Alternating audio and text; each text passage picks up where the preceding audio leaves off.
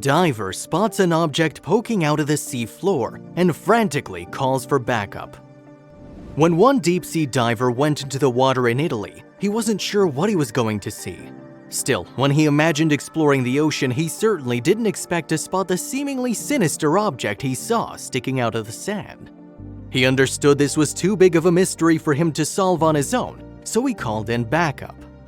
Stefano Mariottini was a celebrated chemist, but he also considered himself an amateur deep-sea diver.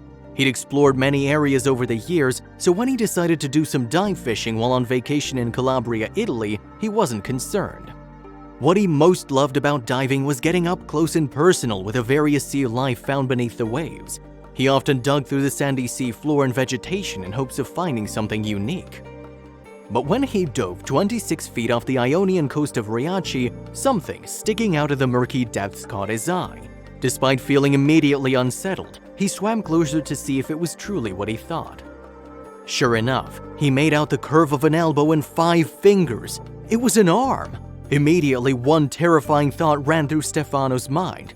Just across from his vacation spot was Sicily, the part of Italy with the most mafia connections. The term "sleeping with the fishes" comes to mind, and he couldn't ignore the possibility. Could this arm sticking up from the sand belong to a corpse? Stefano knew there was only one way to find out, but it would mean getting even closer. He mustered up his courage and swam closer to the ghostly arm. To his relief, the closer he got, the less real the arm looked, and when he finally touched it, he had a startling realization. It wasn't a real arm, it was bronze. Sure enough, he saw that the arm was attached to a statue. Though it was covered in muck and sand, it was clearly a tall statue lying on its side, and it wasn't alone down there in the sand. Stefano also made out a second statue, this one lying on its back directly next to the first one. Stefano could tell these statues weren't just debris. He quickly returned to the surface where he called the police.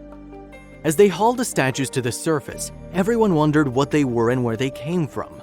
Rome, the capital city of Italy, is one of the oldest cities in Europe, and its rich history meant that these statues could be more than just decaying trash.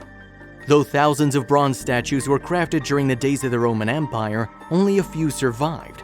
Experts were vying to see the statues and to see if these were some of the few that stood up against time. The statues were sent to the National Museum in Reggio Calabria for cleaning and restoration. There, it was discovered that they had been on the seafloor for over 2,500 years, and that they certainly weren't just discarded decorations. The statues were finally identified as original Greek bronzes from the 5th century BC, early classical period. These stunning statues may have existed with the likes of Alexander the Great and Socrates. Unfortunately, one complication made it hard to confirm anything else.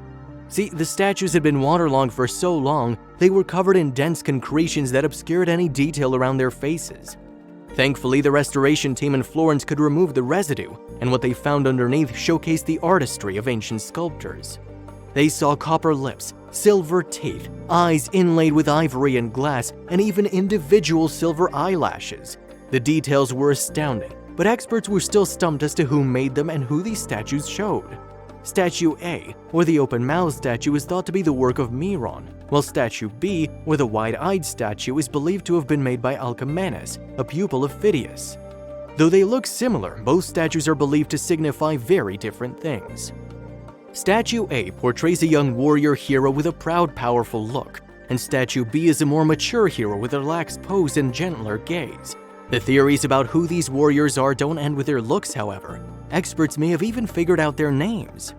One theory is that Statue A is Titius, a warrior who ate the brains of the defender who mortally wounded him, and that Statue B is Amphiaros, a prophet with wide-set eyes. Both were featured in 7 Against Thebes, a Greek tragedy by Aeschylus. When the statues were returned to their former glory in 1980, they were lauded as pristine artifacts from one of the most prosperous times in Italy's history. They were even given parades and featured on postage stamps.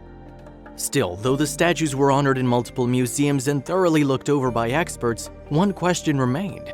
How did they end up under Stefano's gaze thousands of years after their creation? We'll never know for sure, but experts agree on one theory. They were likely en route from Greece to Rome when they tossed overboard in order to lighten the ship's load. This is the most probable conclusion since no shipwreck was found on the seabed.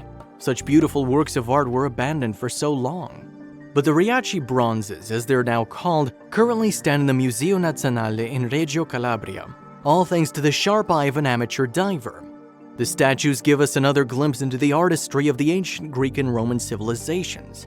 And decades later, archaeologists aren't done uncovering the artifacts left behind from these ancient civilizations.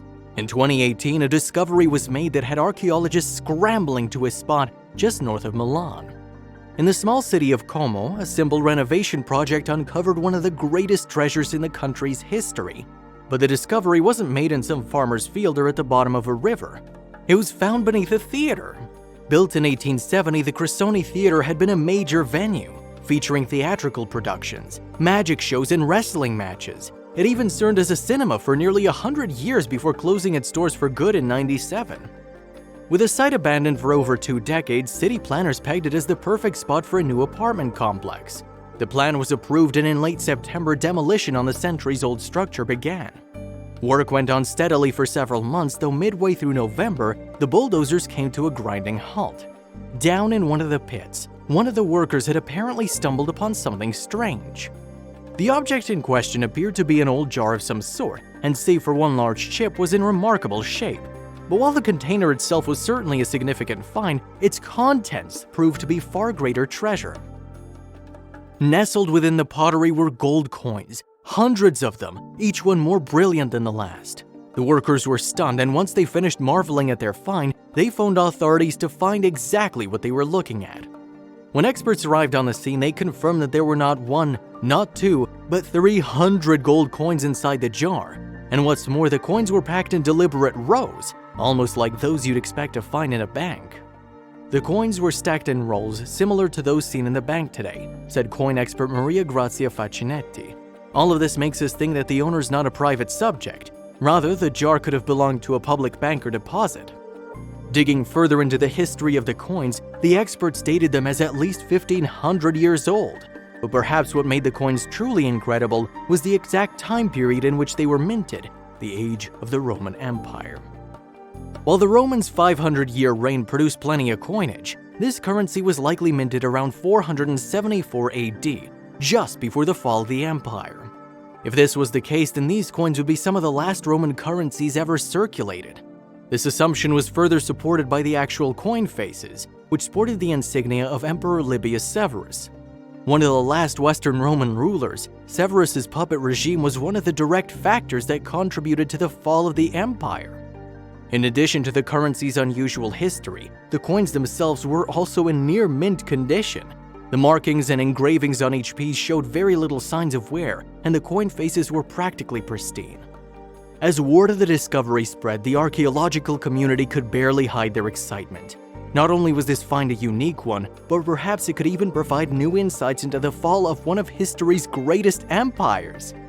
It's more than exceptional, it's epochal, gushed Alberto Bonisoli, the Italian Minister of Cultural Heritage and Activities. It's one of those discoveries that marks the course of history. The priceless artifacts will likely never see auction, but in terms of pure value, even just one of the coins would set you back a small fortune. According to precious metals retailer APMEX, the pieces could be worth between $2,500 and $5,500 each. Amazingly, the coins weren't the only treasures buried underneath the Crisoli. Upon further inspection of the site, archaeologists discovered another jar with a gold bar inside. This only seemed to confirm the theory these treasures once belonged to an ancient bank. For now, the coins will remain at the MIBAC Restoration Lab in Milan, where scientists will continue to try to unlock the secrets of their origin. Once they have, the artifacts will likely be returned to Como, where they'll be displayed for all to enjoy.